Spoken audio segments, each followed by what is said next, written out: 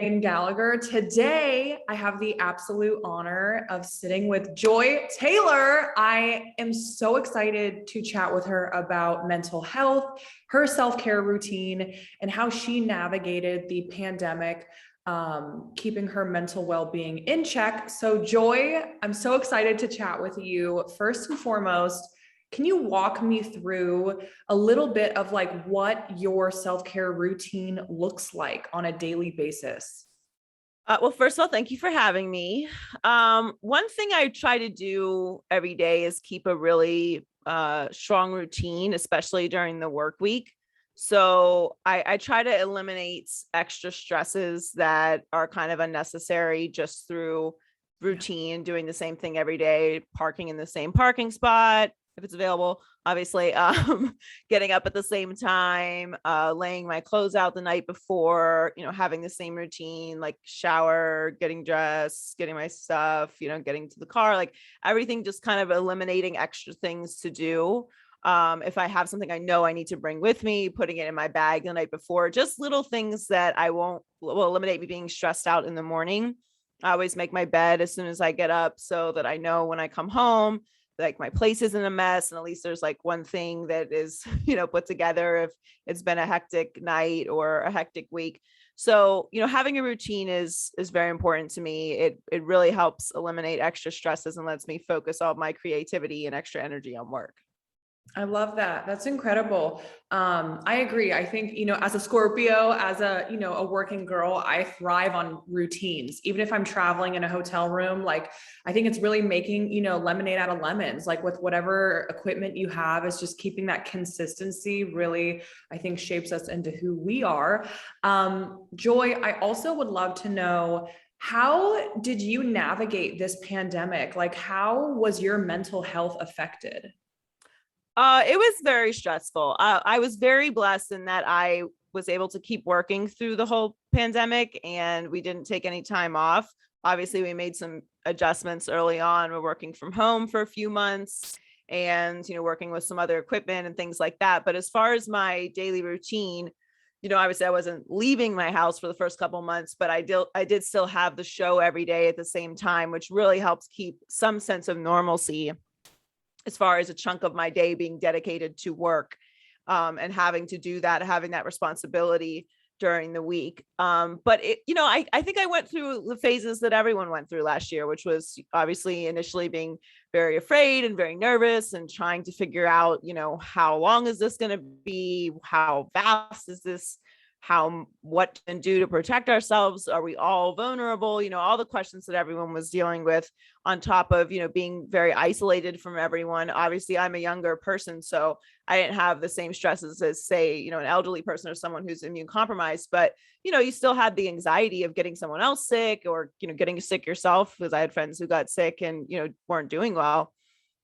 So I think I went through all of that, and also just the exhaustion of just the constant anxiety of what was going on, the constant unknown of what was going on.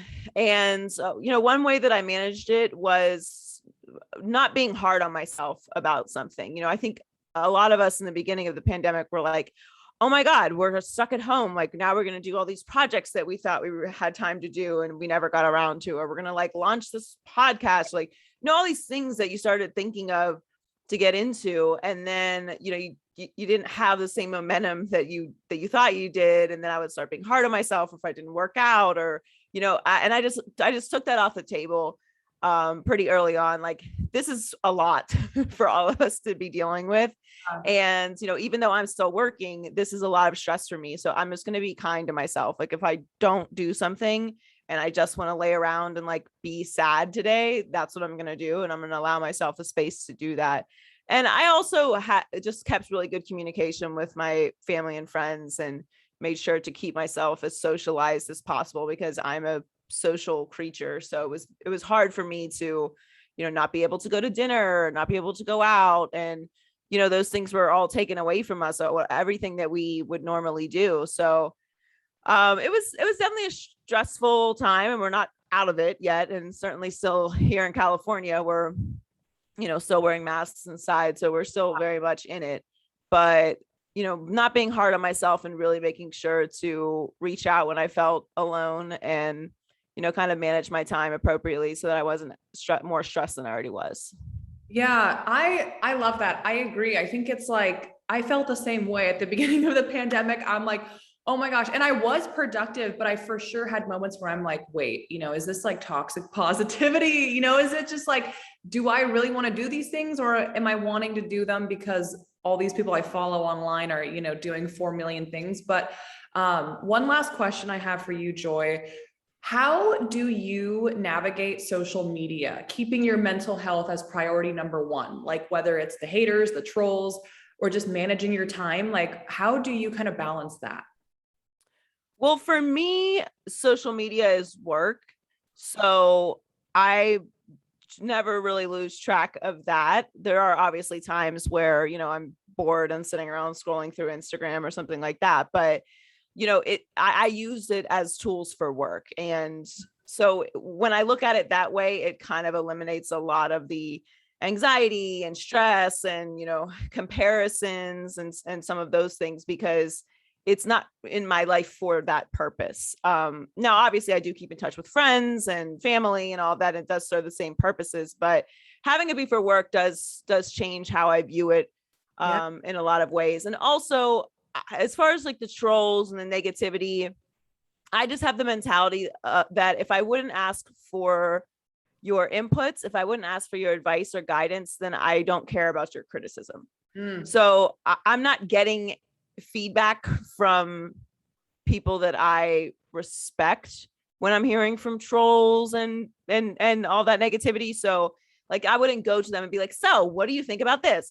So Mm. I don't really care what they think about me in a positive or negative space. So I've had a little bit of a different experience coming up in radio and, dealing with, the callers and text machines and, things like that existed before social media. So I had a little bit of a tougher skin before the real onslaught of like Twitter and, the comment sections going crazy.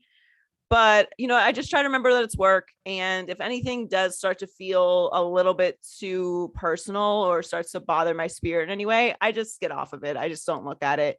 Or I'll block someone with the quickness, like not going to bother me. I'll send you to the abyss and I don't unblock. I think it's just, I think if you're going to be in the public space or if you're going to engage in social media, I think it's important early on to establish what you have the capacity of dealing with as a person. Everybody is different. Some people do not like reading any negativity about themselves, which is totally fine. Who does? But, some people just react to it differently. It affects their spirit differently. Yeah. So, my advice for dealing with it is try to establish early and be honest with yourself about how much feedback you can really see and read about yourself and how it actually makes you feel. If it doesn't bother you and you can engage and you can, digest it and, move around it without it affecting your mental health, great. If it does, totally fine too. But you should set the parameters for what protects you, because there is no right or wrong way to do it. I know people who are at the highest level in this business who do not read their mentions at all. They just put stuff out and just let it be. Whatever the internet wants to do with it, they are welcome to do with it, but I'm not going to hear about it and I don't care. And that's how they are. And they are unbothered by it and they don't need to read it. And they don't read it. And they purposely don't read it because they don't want to be affected by it in any way, positive or negative. I know people that read some of it just to see like how the engagement is. And like, there's all different ways to do it. There is no right or wrong way. You don't have to read what people say about you. You do not have to engage with the trolls.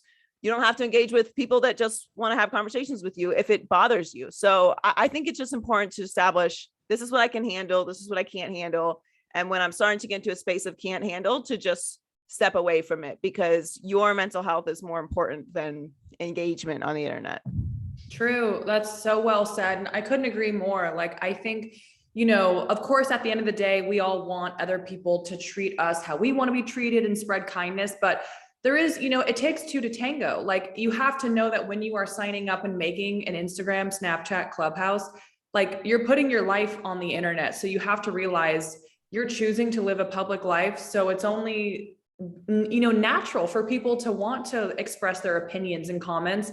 of course, no one should leave negativity, but it's like, I find myself sometimes, being like, oh my gosh, that person. But then it's like, my mom sometimes, for example, will be like, yeah, but Megan, like, you don't have, like, this is a choice. Like, you're choosing to be on Instagram and stuff. So I have to realize, oh, that's true. Like, I kind of, not like I'm asking for it, but it's like, I don't know. No, but it is a reality. And there's good people and there's bad people. And there's good people that have bad days and say negative things. And there's bad people that say horrible things. And there's all different kinds of moods and people and, attitudes out there. So there's an idea that you want everyone to be positive and react positively to what you do.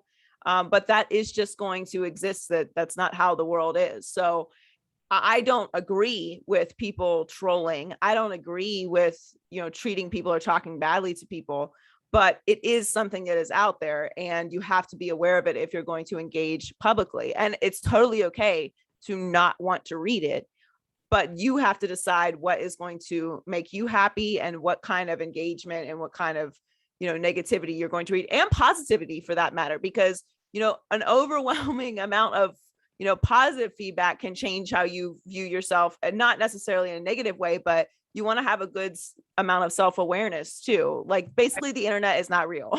So, make sure that you're getting back to what I originally said. Would you ask this person for their input? If you wouldn't ask them for their input, then why are you worried about their criticism? So get input and feedback from people that you respect and digest that how you will, and leave the rest for, the vortex of insanity, as I call the internet. I know, that's amazing. Joy, I mean, thank you so much for taking the time to chat with me. You are one of my personal icons. So this moment I'm like, but thank you. And just, you're so awesome for being so open about how you take care of your mental health. But thank you again.